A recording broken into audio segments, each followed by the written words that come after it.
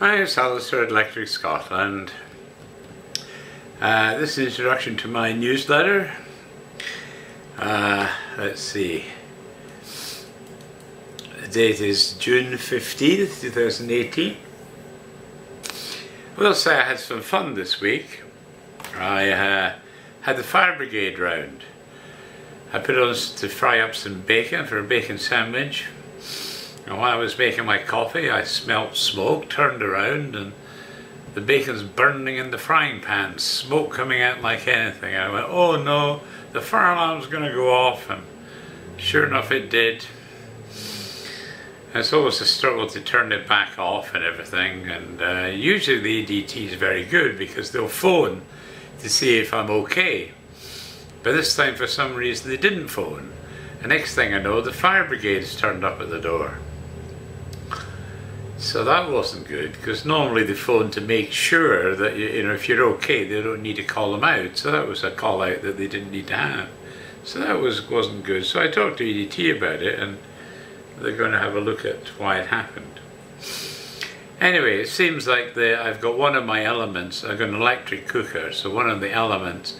I tried it afterwards, after the fire brigade went away, because I remember when I took the frying pan off, the actual ring was red hot, as if I put it on maximum. And I thought, and I didn't put it on maximum, I put it on medium. So when they all got settled down, I got all the smoke out of the house and everything, I put on that burner to medium and left a couple of minutes, came back, and it was maximum, red as anything. So clearly there's a fault there. So I've got someone coming out on Monday to tell me what I need to do to fix the problem. I got that, it's an electric cooker, got it in 2005. So there you go, things happen. Okay, so news this week. I picked quite a few mixtures of stories for you this time around. First story is SNP National Council is under threat of abolition. It says the SNP National Council has traditionally been the body which sets party policy and acts as a bridge between members and the leadership. So that's not good, I don't think.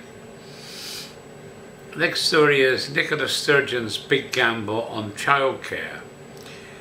She's announced a very good raft of policies on childcare, I will say, but the problem is it doesn't look like we can actually do what she wants, because there's been quite a lot in the press about the fact that about a third of the childcare places say that they've no way of supplying the extra hours. They haven't got the staff and they haven't got the money to do it. So while it's a good idea, it's going to have to be funded to a higher degree than she thought. So this article is going into detail on that, and you might like just to have a wee read at that. I mean, obviously the idea is the more children you can have looked after by childcare means more mothers can actually go out to work. So it's a good concept. Okay, next one is Britain remains top European hub for tech investors. Britain remains the leading European destination for international tech investors, with UK tech companies attracting almost 3 times more venture capital investment than any other European country over the past 2 years. It's a very positive story about that. And again, this is why it all bodes well for having a Brexit, for coming out of the EU. But anyway, I don't know why people don't see these opportunities. Then this one is Trump vents anger at NATO allies, EU, Trudeau, post G7. I will just say that, frankly, I think it's got a lot of good points. Because, for example, every NATO ally agreed to put 2% of GDP into defence. And it's only a couple of countries that have done it, one of which is Britain, as it happens. Germany's only put about 1%, and they're talking about increasing it to 1.3%. And as I told you before, Germany's got a major surplus business with the USA. And I genuinely feel that Trump is concerned about the trade imbalance between the USA and the NATO ally countries, especially the EU. And I just, I think he's right to challenge all of that. Because at the end of the day, if they're putting swinging big tariffs on the USA, then the USA needs to put big tariffs on them and cut down that deficit. That means that there'll be more money coming into the USA for the workers and everything. So, I do think you want to read it and understand where he's coming from. Remember, he's a businessman, he's not a politician. Okay, the next story is one from Canada. It's political heavyweights assess Doug Ford's win in Ontario. Magic of a simple message, simple strategy led to Ford victory. So it's an interesting article about that. I think that he's got a very good team to choose from when it comes to getting his cabinet going. And of course Ontario's you might say, the driving force of Canada. So it's quite an important election that was. Next story that piqued my attention was medieval manuscripts secure global heritage status for Gaelic. It says centuries-old Gaelic manuscripts have been given global significance status by World Heritage experts at UNESCO due to their cultural importance. So that's good. List of the largest trading partners of the United States. I just thought maybe our US people might like to have a wee look at that, and also other people, because it shows you who's doing the most with the US. I think you can learn something from looking at the list there. The one for Australia and New Zealand visitors, Harry and Meghan to visit Australia and New Zealand.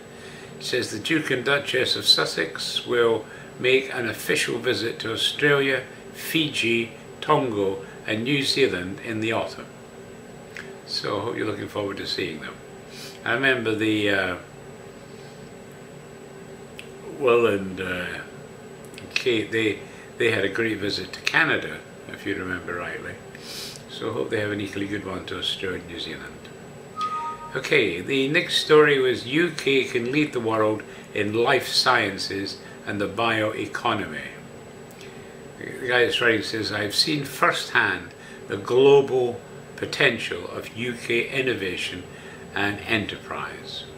And again, these are all really positive stories for Brexit, you know. Then German ministry says 774,000 Mercedes cars contain unauthorized software. So it looks to me like, Volkswagen was the big story, but now we go to Mercedes. So it looks the whole German car industry has got illegal software in their cars, and that can't be good. That can't be good. Another story at Peak Wenders was the death in prison of Katie Allen, aged 21. A Glasgow University student exposes a disgrace at the heart of the Scottish judicial system. And you should really read that. It's actually appalling that that's going on. Then this is a story from Canada. Direct air capture. It says our technology, now proven with successful prototypes and pilot demonstrations, can scale up to capture 1 million tons of CO2 per year with each commercial scale facility. That quantity of CO2 is equivalent to the annual emissions of 250,000 average cars. So a really good invention there. You should be having a wee read of that. Then another one, the Secret Scotland claims over SNP bid to thwart FOI requests, that's Freedom of Information requests. So the Scottish Government has come under fire in a damning watchdog report which found journalists were deliberately thwarted from receiving freedom of information requests. Actually appalling, that, you know. So again, you should be reading these kind of things. Government sees off all the Lord's Brexit amendments after 2 days of voting in the Commons. So that's really good news for Theresa May, certainly. Meghan and the Queen share giggle at first joint outing. Said the Duchess of Sussex and the Queen attended their first engagement together in Mersey. And there's lots of pictures in that article, which I think you'll enjoy. The Queen's really got a broad smile on her face, so they obviously had a good time together.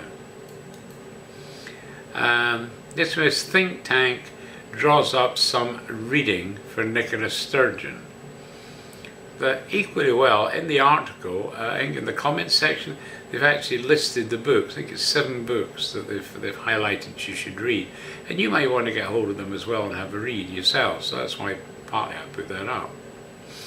Then the final story is Microsoft takes aim at Amazon with push for checkout free retail. The reason I highlighted this story is it just goes to show that Amazon has started this drive towards, like grocery delivery. Which, I tell you, 16 years ago in Scotland, I ordered all my groceries online from Tesco, and it was delivered to my door. It was absolutely brilliant service. But no Canadian organisation offers that service here in Canada. And that was 16 years ago it was being done in Scotland. So I now we're hearing that within the next 2 years, some of the biggest retailers in Canada will start offering that service. And about time too, and thanks Amazon for kicking these lazy grocery people up the backside. But there's a downside to this, because when they're talking about checkout free retail, you've got to have to remember that an awful lot of people are employed as checkout people in these supermarkets. So if you're going to do away with checkouts, that's a lot of people that are not going to have jobs. So, but there again, you could argue that there's going to be a lot more people needing to pick the groceries for delivery. So maybe there's a quid pro quo there. But I think it's well to know about these things. So these are the stories I chose for you this week.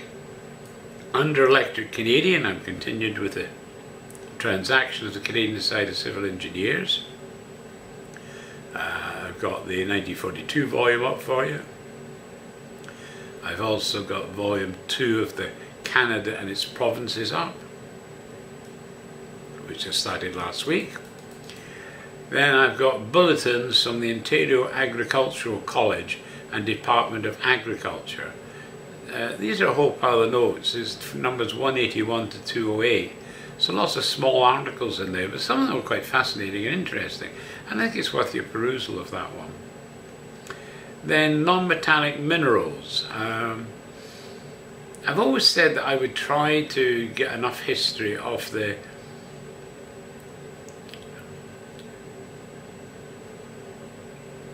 mineral section of Canada, you know, the mines and everything like that. And so I revisited the page I had about non-metallic minerals. And what I did was each mineral it mentions, I've searched for archives to see if there's anything on Canada and those particular minerals. And I found quite a lot of books. So what I've worked on this week was actually putting those books up within that section. So if you read the section, you'll find that at the end of each mineral discussed, there'll be a link to a book about it to give you more information. Of course, a lot of them are older books, unfortunately, because of copyright, but nevertheless, it gives you a bit of more information about what Canada's doing. The next story is a true description of the Lake Superior country. It's rivers, coasts, bays, harbours, islands, and commerce, and also a minute account of the copper mines and working companies. This is produced in 1846, so quite a lot of years ago now. But I mean, I love these old history accounts. Then there's a couple of stories from Conrad Blank. One is Donald Trump is nothing like Joseph McCarthy. The other one is, it's been a good week for good government in Ontario and Canada. Then on to Electric Scotland. Continuing with the Commonwealth of Australia, I did volume 12 this week. It includes information about William Stewart and Lieutenant General Ralph Darling. So good biographies of both there. Then I've also continued with the Transactions and Journal of Proceedings of the Dumfriesshire and Galloway Natural History and Antiquity Society. So I've got this session up for 1905 to 1906. And again, it's these kind of things that you don't want to maybe read everything in it, but in every one there's at least one or two articles which I am particularly interested in, and I make a point of reading those. The next one I got for you is the Military Religious Orders of the Middle Ages, the Hospitallers, the Templars, the Teutonic Knights, and others. So it's, well, I don't know, I enjoyed reading that one. Scotland and Scotland in the 18th century. This is really interesting. It's a 2-volume book I put up this time. It's from the MSS of John Ramsay of Ochiltyre. In actual fact, the introduction itself I thought was really interesting, because he got involved with Robert Burns as well as William Scott, and you know, and he was apparently a very good farmer and a very good landlord to his tenants. So I thought I'd give you the introduction to read for the story of this week, because I don't know, I enjoyed the reading. I'm looking forward to reading the manuscript. Then I found another book, 20 Years in the Himalayas. It's by Major the Honourable C.S. Bruce, MVO, from the 5th Gurkha Rifles. So I thought you might be interested in reading that if you're into military matters. Then Sir William Ramsay is the next book I've got for you. It's Memorials of His Life and Work by Sir William A. Tilden. This was in 1918. So again, he's a very interesting person, and I love reading biographies, always have done. Brexit Britain. I did a video talk about Brexit this week, and I have to say I tried to upload it to YouTube as I normally do. For some reason the server refused it. Maybe they don't like or pro-Brexit talks, I don't know, but I have to see if this weekly newsletter goes up this time round. But certainly I tried everything and it wouldn't accept it, so I've ended up putting it up on the site, and you've got a link so you can read it from the site. Clan Wallace, I got in a copy of the Spring 2018 newsletter, and that's always a good read. It's a particularly good quality newsletter as well. Pictures are very clear and good clear text, so a very readable publication. And the final story we've got up is The Sepoy Revolt. It's a critique narrative by Lieutenant General MacLeod Innes. It's a second edition, and certainly because the British regiments and Scottish regiments were all involved in India, the Sepoy Revolt is obviously a significant event that happened during that period. So there you kind of go. The only thing I'll add is that the video I did on Brexit, I actually typed it out and stuck it up here underneath and read from the 2 sheets of paper. But added some general comments afterwards. But I'm trying to be, because obviously the government's managed to reject all the 14 amendments that the Lords put through to try and water down Brexit. So that was really good news. But I just want to encourage people to look at the positives of Brexit.